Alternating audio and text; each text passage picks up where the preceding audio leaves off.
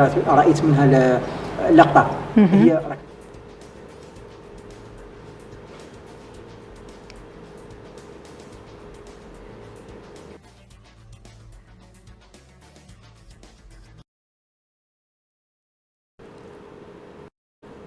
Mesdames et messieurs, bonsoir et bienvenue dans Sport Show, l'émission qui traite de l'actualité sportive en Mauritanie. Ce soir, nous avons l'honneur et le plaisir d'avoir avec nous Monsieur Fall Youssouf, qui est le président de la Fédération du basketball en Mauritanie.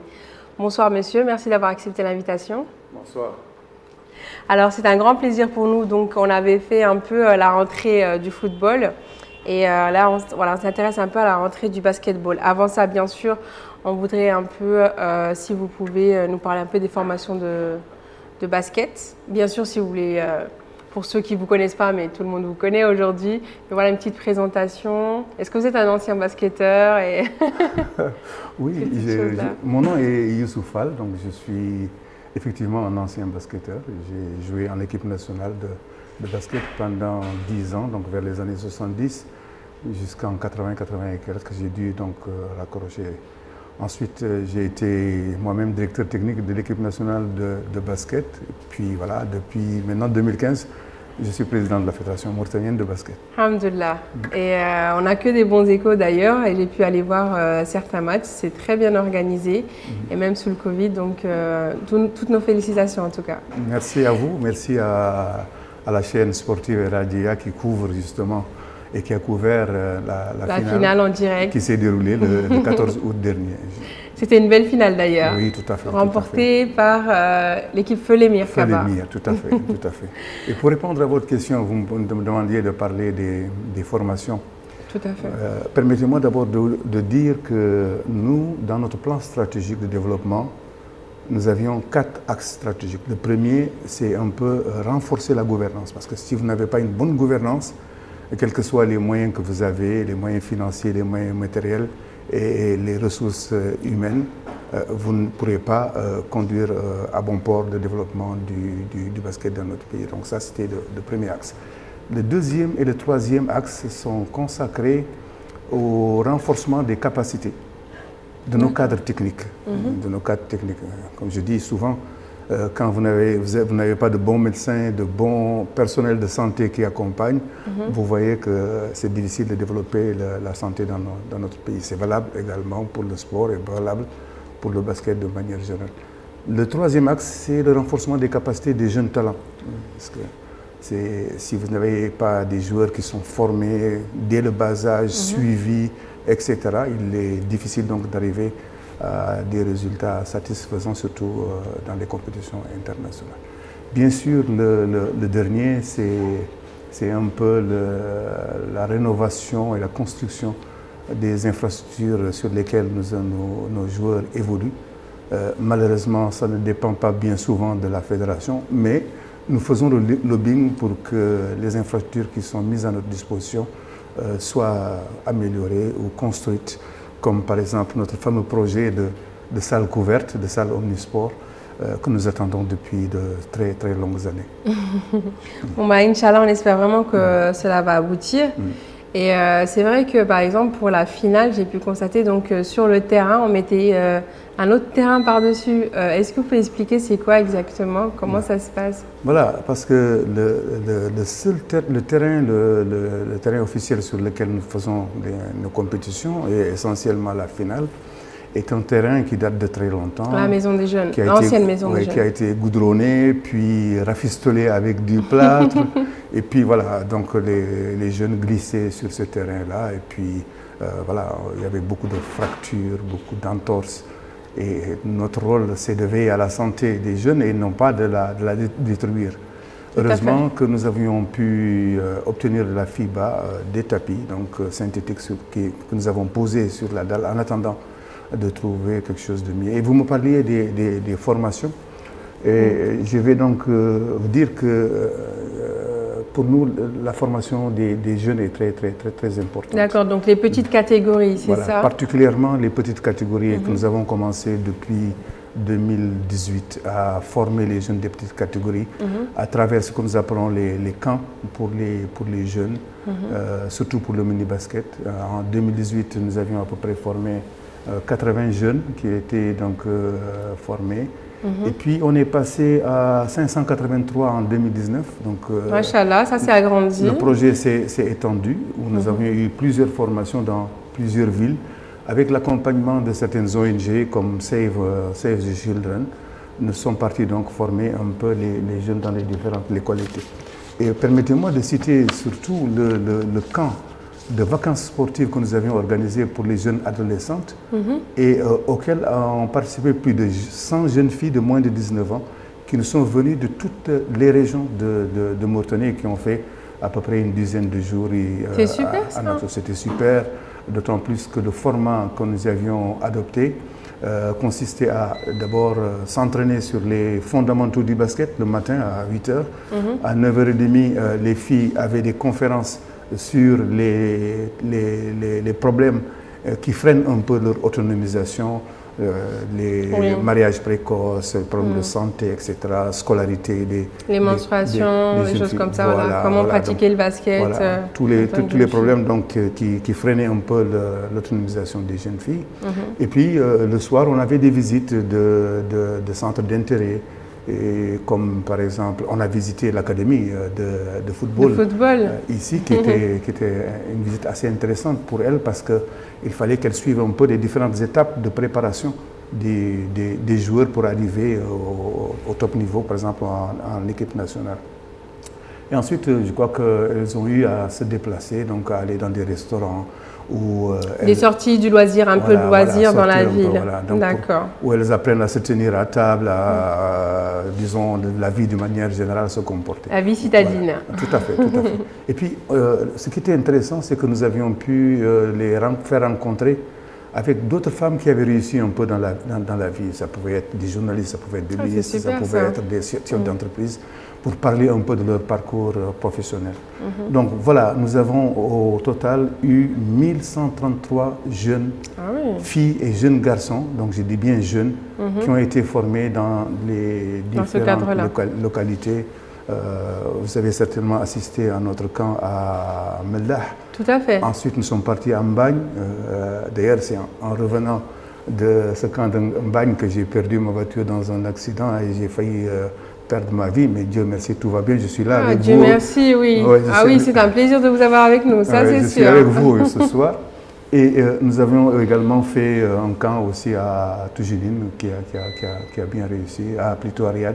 Riyad, Meldah. Voilà, donc au total, nous avons formé à peu près 1133 jeunes donc, de petites catégories. En ce qui concerne la formation des jeunes de petites catégories. Oui, les entraîneurs. Pour ce qui est des entraîneurs. Les entraîneurs, nous avons commencé très tôt en 2017.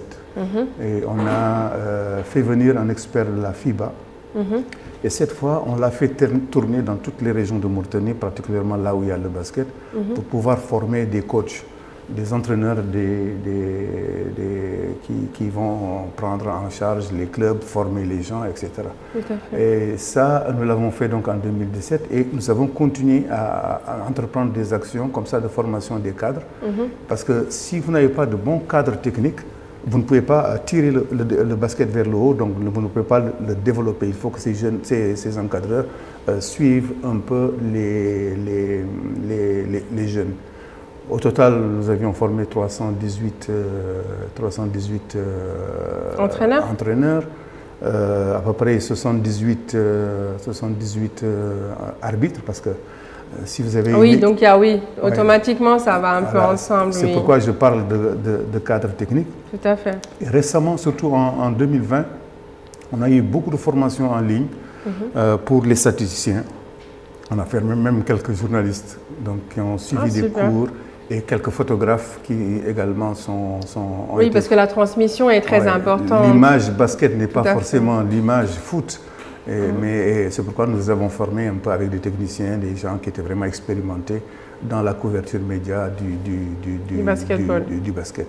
Et bien entendu, nos administratifs, parce que n'est pas dirigeant de club ou de fédération qui veut. Tout à fait. Il faut toute une formation pour pouvoir y arriver. Et c'est pourquoi nous avons renforcé, comme je vous disais, la gouvernance. Si vous n'avez pas de bons dirigeants, mais ma foi, vous risquez d'avoir des problèmes de développement tout court. D'accord. Alors donc du coup, cette formation des cadres, elle s'est faite aussi en partenariat avec la FIBA. Ça s'est passé comment? Voilà, notre partenaire principal, c'est la FIBA. Et la FIBA sur tout ce qui se passe. Sur tout ce qui se passe, particulièrement sur le volet formation. Et la Confédération arabe de basket. Donc, ce sont ces deux institutions qui nous aident beaucoup. Et aujourd'hui, grâce aux différentes formations que nous avons, des experts aujourd'hui qui sont reconnus sur le plan international. Par exemple, nous avons un arbitre international qui est aujourd'hui reconnu par la FIBA comme arbitre international qui peut aller officier dans les différentes rencontres, dans d'autres pays. Nous avons un expert FIBA qui est donc entraîneur, instructeur, qui a été également formé, qui aujourd'hui est envoyé souvent dans les pays pour aller faire des formations d'entraîneurs. C'est notre directeur technique national. Nous en avons aussi un qui est vraiment spécialisé dans l'organisation du mini-basket. C'est d'ailleurs lui qui accompagne avec les autres coachs pour aller organiser des sessions, des camps de mini-basket dans les différentes régions. Donc vraiment... c'est assez bien organisé. Tout à fait. En tout cas, c'était le fruit de notre travail pendant quelques années qui nous a amené à avoir ces compétences sur le plan international. Alhamdulillah. Alors, au niveau du championnat local, alors quel est le bilan justement de cette année 2021 en partant du principe que l'année juste avant était assez délicate avec le Covid, qui est actuellement présent, mais peut-être moins avec tout ce qui se passe? Oui. Comment ça s'est passé? Nous avons dû carrément en 2020 arrêter un peu les compétitions. C'était d'abord pour des problèmes de santé, les instructions qui avaient été données par le gouvernement et puis surtout aussi les risques importants de contamination. Donc en 2021, nous avons essayé de reprendre un peu l'activité. Mais avant de reprendre, nous avons réfléchi justement sur pas mal de ce qu'on appelle la gestion des risques, sur le Covid, quand est-ce qu'il va s'arrêter, quand est-ce qu'il va prendre un peu de l'importance. L'hivernage aussi, parce que nous avons tenu compte de l'hivernage, des pluies, parce que pour les déplacements. Malheureusement, comme je vous ai dit, nous n'avons pas encore de salle couverte, nous sommes obligés de jouer en plein air. Et donc nous avons tenu compte aussi du tournoi, plutôt de la Coupe d'Afrique des Nations, qui était organisé dans le domaine du football au mois de mars, les U20. Oui, février. On ne pouvait pas donc organiser un championnat national de basket en même temps que la Coupe d'Afrique des U20. D'autant plus que j'étais moi-même le secrétaire permanent de l'organisation. Tous les acteurs sportifs ont été invités, mobilisés pour cette action. Voilà, donc voilà les conditions dans lesquelles nous avons un peu préparé un peu les compétitions. Alors, la formule que nous avons adoptée est d'avoir deux zones, une zone nord avec les équipes de Zouérat, Nouadhibou et deux équipes de Nouakchott. Et puis la zone sud maintenant avec les équipes de Bogué, Kaïdi, Rosso, plus deux équipes de Nouakchott. Voilà la formule que nous avions adoptée. Et en fin de compte, nous avons organisé ce qu'on appelle les playoffs. Donc c'était un système de championnat aller-retour. Et chaque équipe, en raison des problèmes financiers et puis des distances qu'il y a entre nos villes, chaque équipe qui se déplaçait jouait en définitive 2 matchs sur place. Aller-retour, directement. Aller-retour. C'était quand même bénéfique parce que ça nous a permis d'avoir en fin de saison 71 matchs, ce qui est quand même important. Tout à fait, compte tenu des circonstances et compte tenu de l'année de césure de 2020. Tout à fait. 71 matchs, je crois que c'est un bon score pour le développement du basket. Alors, du coup, qu'est-ce que nous avons remarqué après ces compétitions, ou pendant même ces compétitions, qu'il y avait un relèvement du niveau technique du jeu. Les joueurs étaient plus aguerris, plus vivaces. Les entraîneurs étaient obligés de développer des stratégies nouvelles pour s'adapter à chaque fois. Et c'était très, très, très serré d'ailleurs entre surtout les équipes de la poule nord, d'où est sortie d'ailleurs la plus sud, d'où est sortie donc l'équipe qui est championne. Difficilement donc ces équipes ont pu gagner les autres, Bogué, Rosso, etc. pour pouvoir arriver un peu à la finale. J'ai un peu regardé, c'est vrai que c'était des équipes qui se valaient. C'était vraiment des équipes, tout le monde avait envie de gagner. Absolument. C'est un championnat vraiment, pour le premier que je suis, il était vraiment, moi j'ai beaucoup apprécié le championnat du basket. Et la finale, nous l'avons joué, donc vous avez suivi, vous avez même, disons, transmis en direct cette finale. nous avons joué aussi sous les conditions du Covid. Donc et climatique, il faisait très chaud. Voilà, nous avons été obligés de faire un protocole d'accord avec le ministère de la Santé en garantissant la distanciation sociale, la distanciation physique, le port du masque, le lavage des mains, tout ça. Fait. Et puis on a réduit le nombre de spectateurs qui venaient au stade. Oui. Mais croyez-moi, ça s'est bien passé, aussi bien pour les playoffs que pour la finale. Et la finale était une bonne finale entre deux équipes qui se valaient, qui avaient envie de gagner. Et qui s'étaient affrontées par le passé, donc en 2019 et en 2018, qui étaient arrivées aussi en finale. Et en fin de compte, c'est l'équipe de Théaret qui a pu remporter la coupe. Voilà. C'est ça. Non, sincèrement, c'était une belle finale. Et des finales qu'on a envie de revoir. Et je ne sais pas si c'est cette année 2020 qui a fait que comme ils n'avaient pas joué là, ils voulaient à fond. Mais c'était pas mal. Et il y avait beaucoup de... On avait justement un public varié, ce qu'on trouve au basket, qu'on ne trouve pas forcément au football. On a un public assez féminin. On a féminin d'un côté, on a aussi les hommes. Donc c'est vrai que ça, c'est une chance que le basket a. Tout à fait, parce que nous sommes donc peut-être le premier sport féminin en Mauritanie. Depuis donc, très longtemps déjà, le début des années de l'indépendance, les filles pratiquaient le basketball. Et donc, le basket permet aujourd'hui au public de venir, donc les filles, les garçons, les jeunes, les moins jeunes, qui viennent au terrain. Et puis, je dis que c'est un sport scolaire par excellence.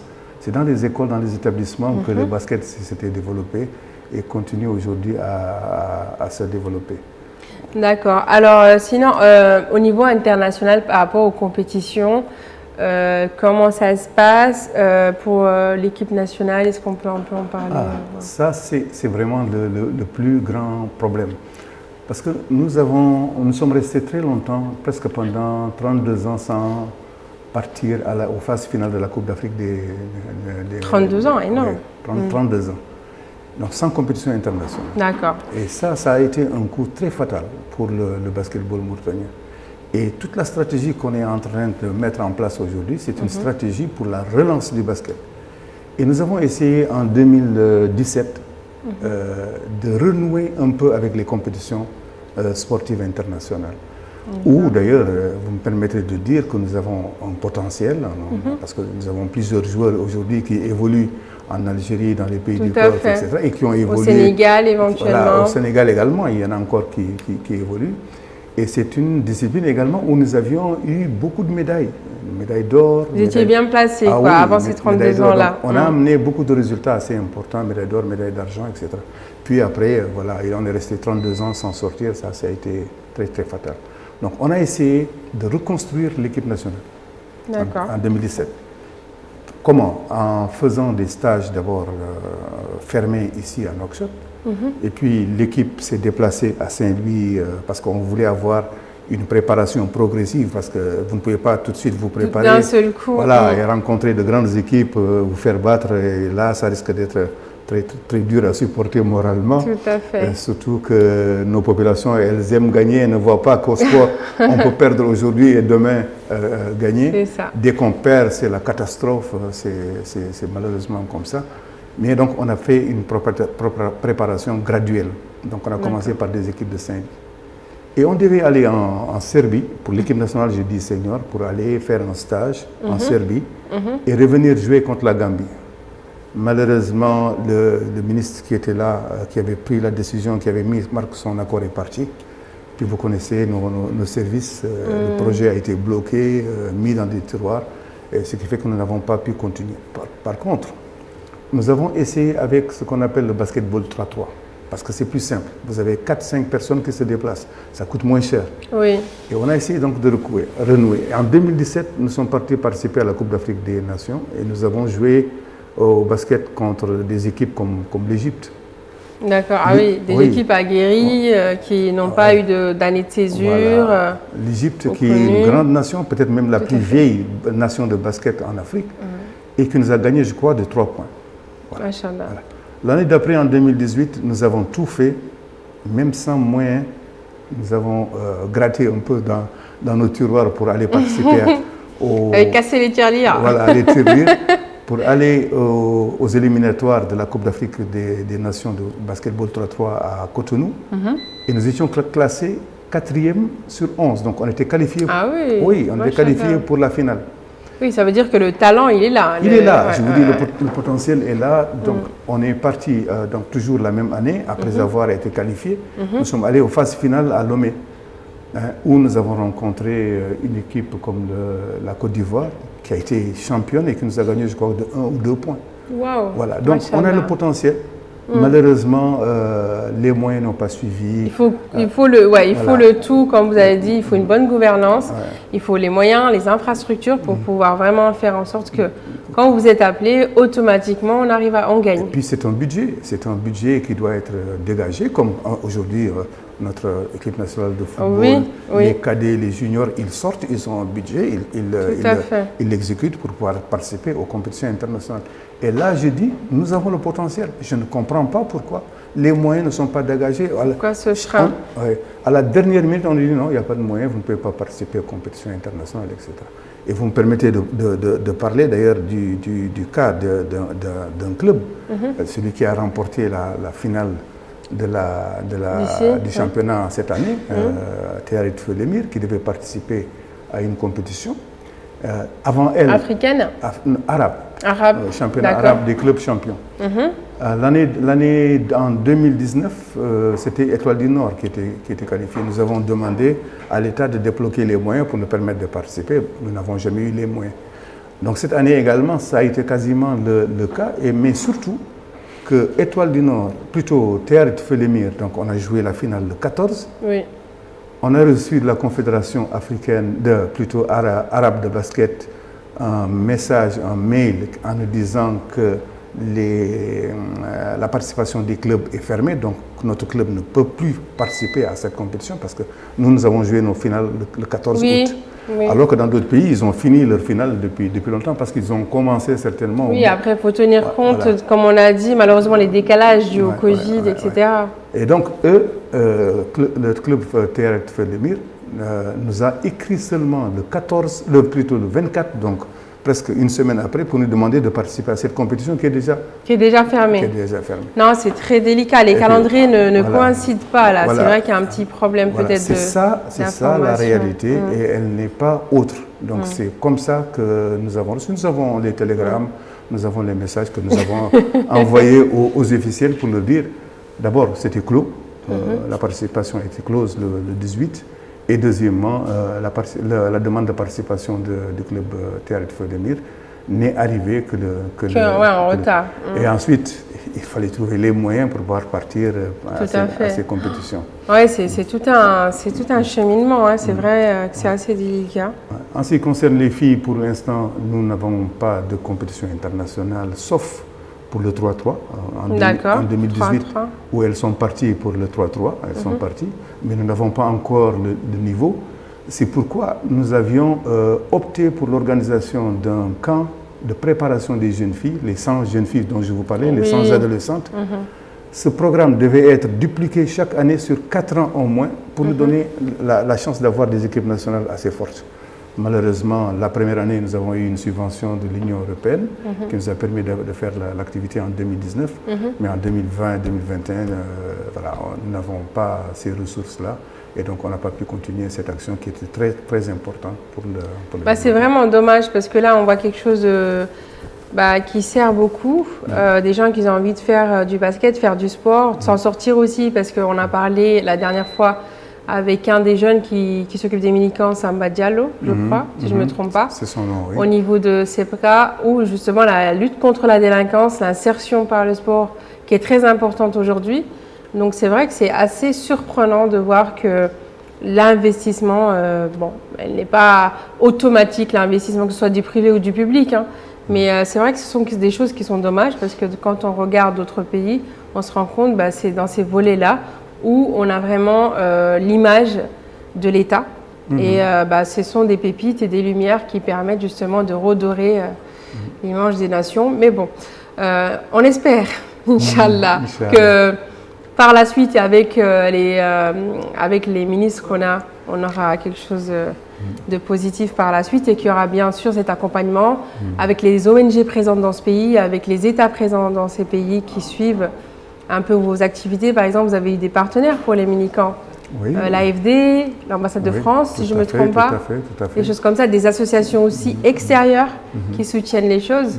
Donc espérons qu'avec tout ce cocon, on arrive à arriver à quelque chose. Et d'ailleurs, je voulais juste une petite image, s'il vous plaît, si on peut voir, c'était le redémarrage du championnat féminin. Ok. Donc c'était le Tavrak-Zeina, le club de Tavrak-Zeina contre... Feulemir. C'était Feulemir, je pense. Voilà, les jeunes femmes, s'il vous plaît, si on peut voir ça.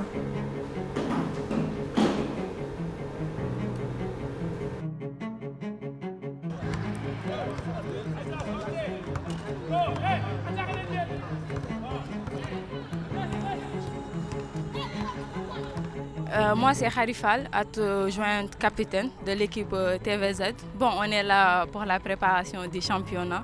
C'est vrai, on vient de ramener l'équipe. On a des objectifs et le championnat va débuter ce samedi, Inch'Allah. On va rencontrer Feulemir. On sait que ça ne sera pas un match facile, mais on espère y rentrer et dans de bonnes manières. Pourquoi pas gagner notre premier match et se concentrer sur les matchs à venir. On a des objectifs. L'objectif, c'est de ramener l'équipe cette année et de remporter le championnat cette année, Inch'Allah. C'est vrai, pour l'instant, ce n'est pas facile parce qu'on n'a pas les moyens. On a des coachs qui sont là, qui nous aident, mais les moyens manquent, que ce soit les ballons financiers, les chaussures, les maillots, ainsi de suite. Donc, si on trouve quelqu'un qui nous aidera, ça sera qu'un surplus et ça va nous aider à réaliser notre objectif. Merci.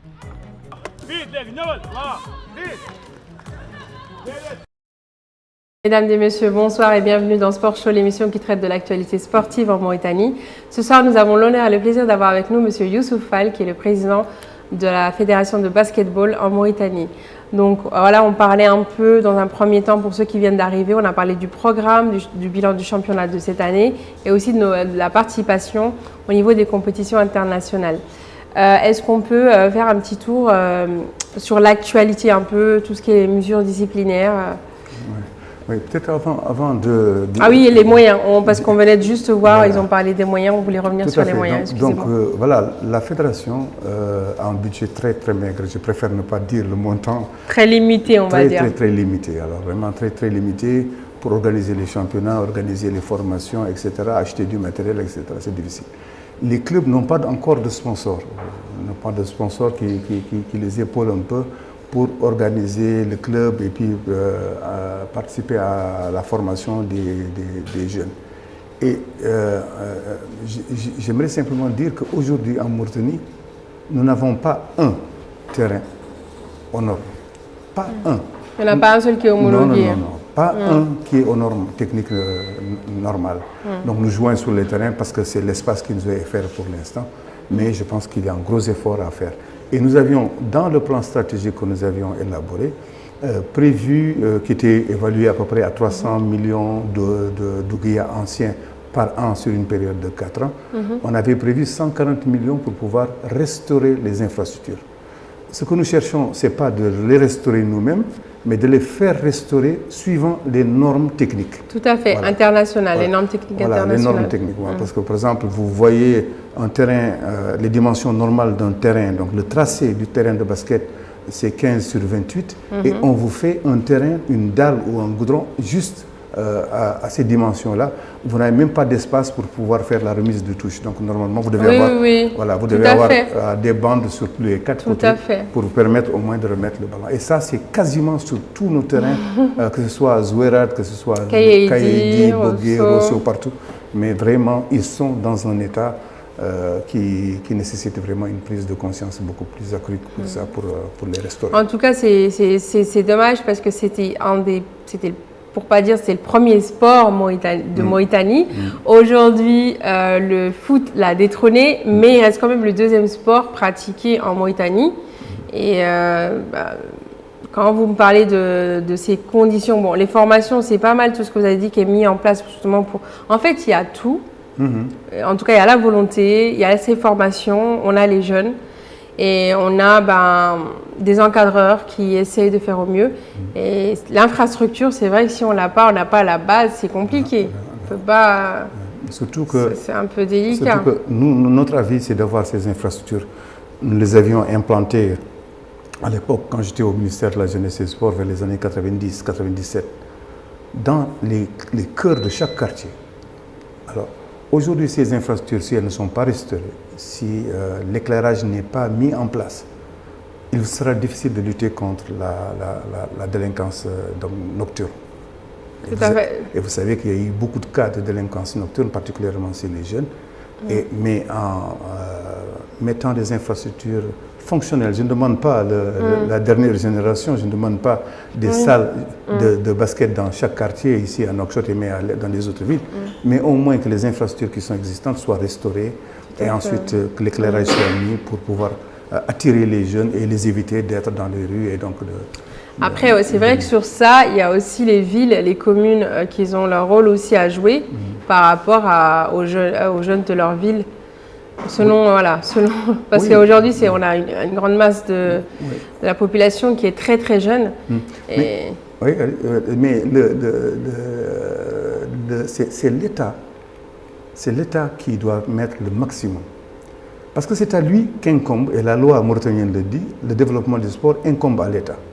Maintenant, l'État peut s'appuyer sur les collectivités locales, travailler avec sur le privé, les etc. communes. Mais la base, particulièrement les infrastructures, ça c'est du ressort du ressort direct de l'État. De l'État, essentiellement. C'est lui qui construit. Comme il construit les hôpitaux, comme il construit les écoles, il devrait construire les stades, les maisons de jeunes, etc.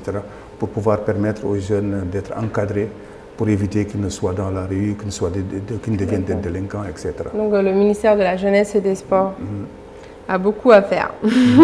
En tout cas, on attend beaucoup. Si je m'en tiens à vos propos, il y a de quoi faire. Et les résultats, en principe, sont censés être que positifs. Alors, sur le point d'actualité, si on peut revenir sur le point d'actualité, à savoir les mesures disciplinaires qui sont prises en cours de la saison sportive. Nous sommes une organisation, une fédération, et les régies par des textes. Les régies par des textes sportifs, des textes réglementaires, des statuts, et puis le règlement intérieur de la fédération. Quand un adhérent, ça peut être un joueur, ça peut être un entraîneur, ça peut être un dirigeant de club, ou ça peut être tout simplement un spectateur qui vient dans les tribunes. Alors, quand cette personne-là enfreint la loi ou le règlement, elle subit des sanctions qui sont donc prononcées par la fédération. Par exemple, il y a 2 ans, nous avons eu un joueur qui s'est mal comporté, qui a insulté les arbitres, et puis un dirigeant aussi. Ils ont été sanctionnés. Et depuis qu'ils ont été sanctionnés, nous sommes restés très très longtemps sans qu'un joueur ne soit sanctionné, parce que c'était l'exemple qu'il fallait montrer. Et pendant le championnat national donc 2021, un joueur s'est également comporté de cette façon. Il a été sanctionné. Récemment, pendant les playoffs, des dirigeants se sont mal comportés avec l'équipe de Rosso, mais ils ont été exclus du terrain. Ils ont été donc sanctionnés. Tout dernièrement, les dirigeants de TRF Felemir se sont également mal comportés. Ils ont tenu des propos même trop violents, d'une extrême violence. Ils ont été sanctionnés. Le président de la CAF, Ahmed, qui était là à la CAF, quand il a enfreint la loi, il a été sanctionné.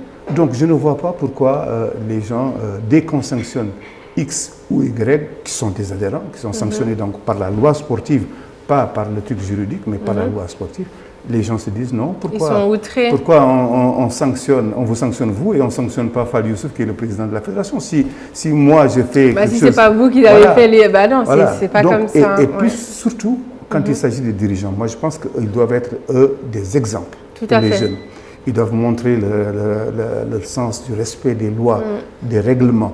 Ils doivent se comporter en bons dirigeants pour que les jeunes puissent un peu copier. C'est l'exemple, si un dirigeant a un comportement, automatiquement ça va refléter sur les joueurs aussi. D'ailleurs, dans le foot aussi, il y a des sanctions de plus en plus, justement, qui s'étaient améliorées pour protéger même les arbitres qui subissaient beaucoup de choses, n'avaient pas forcément des protections. C'est inadmissible. Et les dirigeants aussi qui pouvaient avoir certains comportements, au jour d'aujourd'hui, ils peuvent avoir des cartons et être retirés du terrain. Donc c'est important. La loi, elle est valable pour nous tous. Tout à fait. Donc, si quelqu'un d'entre nous enfreint la loi, il doit être sanctionné. Et d'ailleurs, on signe le règlement. Avant, quand on arrive, pourquoi on a une carte d'adhésion? Voilà, vous êtes d'ailleurs apparemment une bonne sportive. Ancienne sportive, oui. Au moment de faire l'adhésion, le président du club dit qu'il s'engage, il signe en plus, qu'il s'engage à respecter, à faire respecter par ses membres les règles. Donc vous ne pouvez pas vous engager à les respecter et puis être le premier à tordre le cou à ces règles-là. Tout à fait, bah, je comprends tout à fait. Et au niveau de la fédération de basketball de Mauritanie, comment ça fonctionne? Ça marche comment Voilà, nous avons un comité directeur qui est composé de 14 membres. D'accord. Ils sont élus. Démocratiquement, ils ont été, le dernier bureau a été élu le 1er février 2020. Et après l'élection, bien entendu, il y a toutes les formalités administratives qu'il faut faire. Et donc la liste de tous les 14 membres a été envoyée avec le procès verbal et tout ça au ministère de l'Intérieur, qui nous a délivré un récépissé de reconnaissance. Donc vis-à-vis de l'État, nous sommes reconnus aujourd'hui comme étant une association donc, qui est chargée du développement du basket. Et nous sommes la seule organisation délégataire du pouvoir de l'État pour organiser sur tout le territoire national le basketball mauritanien. Donc il n'y en a pas deux, il n'y en a pas trois, il n'y en a pas quatre. Ça c'est très bien, comme ça au moins on sait qui doit faire quoi. Voilà. On sait que c'est le rôle de la fédération parce que c'était, comme je l'avais dit tout à l'heure, c'était à l'État de développer le sport, y compris le basket. Mais l'État dit, en ce qui concerne le basket, je confie ma responsabilité à la fédération de basketball. Et ne peuvent être membres de cette fédération que des Mauritaniens. D'accord, donc oui, c'est une délégation, voilà, c'est très bien, une délégation de pouvoir, ce qu'ils peuvent éventuellement faire. C'est une délégation de pouvoir, donc voilà. C'est très bien. Enregistré. C'est reconnu sur le plan international par la FIBA, c'est reconnu par la FIBA Afrique, par la Confédération Afrique arabe. Est-ce que le problème, c'est pas que cette délégation de pouvoir n'est pas accompagnée de moyens? C'est comme... Parce que quand on délègue quelque chose, en principe, on donne tout ce qui va avec pour que ça fonctionne. Oui. Comment ça se passe quand vous avez cette délégation? Est-ce que vous avez une subvention qui l'accompagne ou pas? On a une subvention qui l'accompagne, mais comme je vous le disais tout à l'heure, que c'était certainement c'était encourageant, mais d'une efficacité insignifiante. Mais ce problème de délégation, elle n'est pas simplement valable pour les fédérations. Elle est valable aussi pour les communes. On leur délègue certaines compétences, mais les moyens qui devraient accompagner cette délégation ne suivent pas tout de suite.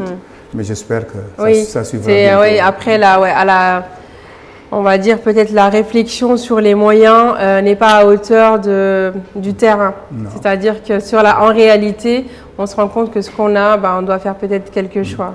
Bon, pas encore, mais nous sommes en train toujours de nous battre pour cela parce que nous avions... En tout cas, c'est un grand pas. Il y a quelque chose. Tout à fait.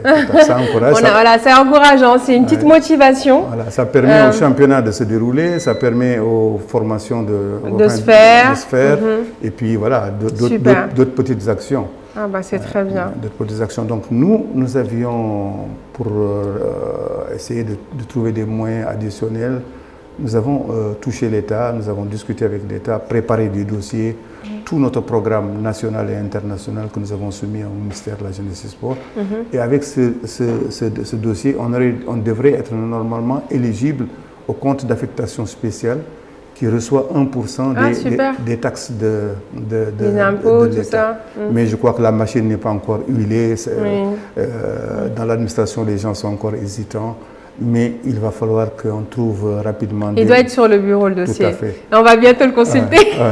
Et ensuite, que l'État s'implique pour que les grandes entreprises, 1, 2, 3... Les motiver à sponsoriser, à accompagner. Au moins une fédération comme notre fédération, la fédération de basket, pendant un bon bout de temps pour nous permettre de décoller et d'avoir d'autres il faudra se rapprocher peut-être de l'agence d'investissement, la nouvelle agence là qui est... Si vous trouvez vraiment des moyens additionnels ailleurs pour la basket, je vous en serai très reconnaissant. En tout cas, oui, c'est vrai que c'est un pays où on a beaucoup d'activités économiques et c'est vrai que si on peut lier l'activité loisir sportif avec ça peut être intéressant. Tout à fait. Et ce serait un gain pour tout le monde. J'ai oublié d'ailleurs de présenter, on a un artiste qui est avec nous, il y a Abdelrahman Ba, donc qui est toujours avec nous. qui fait vos portraits. Normalement, en principe, à la fin de l'émission, vous aurez votre portrait. C'est gentil. Merci encore. Donc voilà, c'est un infographe et dessinateur qui fait partie de notre émission. C'est le chouchou de l'émission. Alors, Abdelrahman, est-ce que ça avance? Ça va? Donc voilà, bientôt on aura, Inch'Allah, le portrait. Alors au niveau du fonctionnement, donc on a parlé des charges du fonctionnement, donc par rapport à l'État. Et vous, en tant que fédération, est-ce que vous faites des activités, par exemple, pour pouvoir avoir de l'argent à mettre dans ces différents clubs? Bon, normalement, par exemple, les activités qu'on mène, par exemple, comme la finale de la Coupe du championnat national, comme les formations. Oui. On aurait pu les ouvrir, mais pour l'instant, le basket était encore à l'état embryonnaire chez nous. Comme je vous ai dit, il faut relancer la machine pour que ce soit une discipline qui attire et le public et les sponsors. Et à partir de ce moment-là, je pense qu'on pourra demander aux gens de payer. Parce que dans tous les pays du monde aujourd'hui, quand vous assistez à une formation, vous payez vos transports, vous payez vos frais d'hébergement dans l'hôtel où organisez la session, et vous payez les droits de participation. Ici, nous payons tout. Et ça, je voulais le dire aussi, même pour le championnat national, nous payons les transports de tous 15 joueurs, par exemple, de n'importe quel club de Mauritanie qui se déplace dans le cadre du championnat national. Nous payons les frais d'hébergement, nous payons les frais d'organisation, par exemple, si le match est organisé à Zouera. Mais ça c'est énorme. C'est énorme. Ça ne peut pas continuer. Mais on le fait maintenant parce que nous avons envie de relancer le basket qui est resté, comme je vous ai dit, pendant 32 ans, oui, un peu endormi. Alors, en ce qui concerne nos charges de fonctionnement, nous avons aujourd'hui certainement depuis 2018, la fin 2018, début 2019, nous avons un siège qui abrite donc notre fédération. Où se situe votre siège, juste pour savoir? Stade olympique? Non, à Tabrac-Zéna, du côté de vous connaissez, chez la station Total, en allant à la plage. Oui. Il y a un grand hangar bleu. Et donc, juste après, à droite, nous sommes dans... D'accord, c'est bien, oui, c'est bien de vous localiser, comme ça on va vous rendre visite. C'est à Tabrac-Zéna. Donc, nous sommes l'une des rares fédérations, à part la fédération de football, à avoir un siège qui nous appartient et qui appartient au basket aujourd'hui, qui donc relève du patrimoine de la fédération de basket. Ça fait plus de 60 ans que la fédération est créée. Elle a été créée depuis vers les années 60, le début des années 60, et elle n'a jamais eu de siège. Donc, c'était des petits bureaux, etc.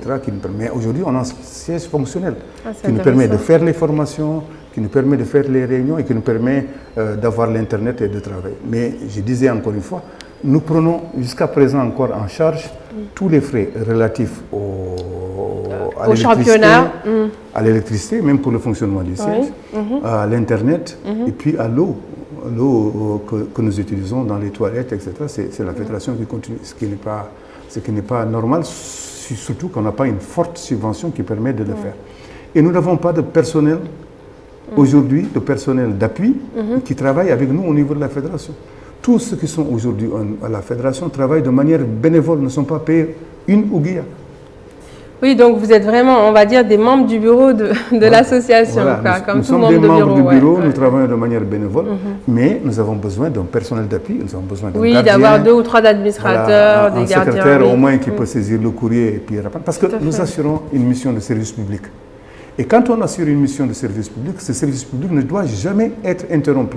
C'est-à-dire que si Fally Youssouf, président de la fédération, n'est pas dans ses bureaux, la secrétaire devrait pouvoir recevoir la personne et lui donner les renseignements ou bien lui donner le service qui est attendu de l'institution.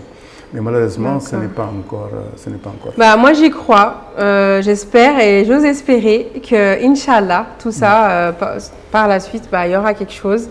Et que ça va avancer. En tout cas, voilà, toute votre persévérance et tout le temps que vous avez mis et cette volonté de rebondir, c'est des choses qu'on ne peut pas négliger et qu'on espère, Inch'Allah, que ça va aller. Et on espère aussi que les parents, les investisseurs, les privés, les publics, les associations vont être sensibles à tout ça et vont faire en sorte que ça marche et de plus en plus. Alors, juste pour finir, je voulais juste revenir au programme en cours et au programme prévu juste avant de fermer. Ouais. Si vous avez un petit mot là-dessus, s'il vous plaît. Nous avons donc après le championnat national, estimé qu'il fallait nous orienter aujourd'hui vers l'organisation de compétitions pour ce qu'on appelle la deuxième division, mais entre guillemets, mais surtout au niveau de Nouakchott. Ce sont les clubs qui n'ont pas pu participer au championnat national pour les seniors garçons. Nous avons ouvert un championnat filles et là vous avez vu quelques images du championnat régional filles qui a donc démarré. Oui, tout à fait. Et qui se poursuit tous les mercredis, tous les vendredis, samedis et dimanches. À l'ancienne maison de jeunes, nous avons ces compétitions. Et nous avons aussi voulu ouvrir ces compétitions aux petites catégories comme aux juniors et aux cadets. Donc eux aussi, ces équipes-là jouent de manière régulière tous les jours, enfin tous les week-ends à Nouakchott. C'est très bien ça. Mais ça, c'est bien. Oui. Mais il faut le faire. À Nouakchott, d'accord. Oui, il faut le faire dans tout le pays. À Rosso, il faut le faire à Nouadhibou, il faut le faire à Attar, il faut le faire un peu partout. Et puis, pourquoi pas avoir plus tard, quand on aura les moyens, d'organiser un championnat national pour les cadets, etc. Parce que c'est à partir de cette base-là que va sortir disons, notre future équipe nationale. Oui, tout à fait. Je pense que peut-être Nouakchott, pour vous, ça va être le cocon pour voir un peu comment ça se passe, s'organiser et donner envie aux autres aussi de le faire. Et pourquoi pas, si ça marche, attirer des subventions, des aides et l'État aussi qui y croit et qui investit. En tout cas, moi, je suis pessimiste. Pourquoi? Non, faut pas être pessimiste. Je suis pessimiste pour certains aspects, mais très optimiste pour l'avenir du basket chez nous. Ah, super. Pourquoi? D'abord, on a le potentiel. Nous avons de très bons joueurs de basket, aussi bien chez les filles que les garçons, qui sont aujourd'hui à l'extérieur. On a au Sénégal d'ailleurs. Deuxièmement, on a une administration qui se met en place, qui commence à s'organiser avec le siège, c'est important. Et puis troisièmement, on a l'expertise. Nous sommes tous qui sont, par exemple, au niveau de la fédération. Vous êtes issus du milieu du basket, vous étiez là depuis... On est tous des anciens basketteurs, tous des anciens ou des basketteurs qui continuent à travailler pour le développement du basket. On est donc une famille de basketteurs qui connaît bien le basket, mais aussi qui connaît très bien le sport. Nous avons été... Et la Mauritanie. Oui, et les réalités du terrain, donc vous savez comment y faire. Les réalités du pays. J'ai eu la chance d'être dans mes fonctions directeur de sport de Mauritanie, directeur du Centre national de formation des athlètes. Et puis j'ai été dans toutes les villes de Mauritanie, dans toutes les régions. Je connais très bien la situation du sport chez nous. Et c'est pourquoi nous disons, bon, renvoyons l'ascenseur à l'État qui nous a formés. Tout à fait. Auprès de qui nous avons travaillé pendant plus de 35 ans avant de prendre notre retraite pour certains. Et il est donc normal que pendant nos moments libres, qu'on puisse apporter quelque chose à la jeunesse de notre pays. En tout cas, c'est une très belle initiative que j'encourage et j'y crois. Le basket, Inch'Allah, a sa place. Et pour moi, brillera et on comptera bien sûr les noms et on ira voir ces matchs-là. Et est-ce que Abdelrahman, il peut nous rejoindre s'il a fini, s'il vous plaît, avant de clôturer? Tu peux venir pour nous montrer? Donc voilà, c'était le portrait qui était fait... Voilà, par Abdelrahman. Vous allez me donner le verdict. En tout cas, c'est un réel plaisir de vous avoir sur le plateau et d'en connaître un peu plus. Tiens, Abdelrahman, si tu peux te mettre juste à côté. Ah, il est beau. En plus, il me rajeunit. Ah oui? Ah oui. Bon, Abdelrahman, t'as triché un peu là? Non. Mais non, c'est très joli. Faites voir. C'est fidèle, oui. Ah oui, machallah. Est-ce qu'Abdelrahman, tu peux montrer aux téléspectateurs? Si on peut zoomer, s'il vous plaît. Attendez, on va la bouteille. Peut-être là, je crois, la caméra. En tout cas, grand merci, Abdelrahman. Ouais, c'est très joli. Donc voilà, c'est le petit cadeau, on va dire, d'encouragement. L'État a fait son encouragement, nous aussi, on fait le petit encouragement. Non, je suis optimiste, je sais que, Inch'Allah, le basket va se développer de plus en plus très prochainement. Oui, et c'est très vivant. Quand on est sur place, ça donne vraiment envie d'aller sur le terrain et de suivre. Moi, je sais, j'étais à un seul match et après, la plupart des matchs, j'ai essayé de venir. Parce que voilà, c'est le basket et la Mauritanie, ça ne date pas d'hier. Malgré la coupure, voilà, on reprend. Et en tout cas, à très bientôt sur le terrain. Merci beaucoup. Ou à la fédération. Oui, certainement. Avec grand plaisir à la fédération et puis sur le terrain. Certainement, quand on fera les phases finales des différents championnats. Bien sûr, on sera présent. Vous serez présent. En tout cas, merci à tous, merci à toutes de nous avoir suivis. Merci beaucoup à Abdelrahman Ba pour son travail, comme d'habitude. Merci à toute l'équipe de Riyadiyya. Je vous donne rendez-vous à la prochaine édition. Merci, au revoir. Respect.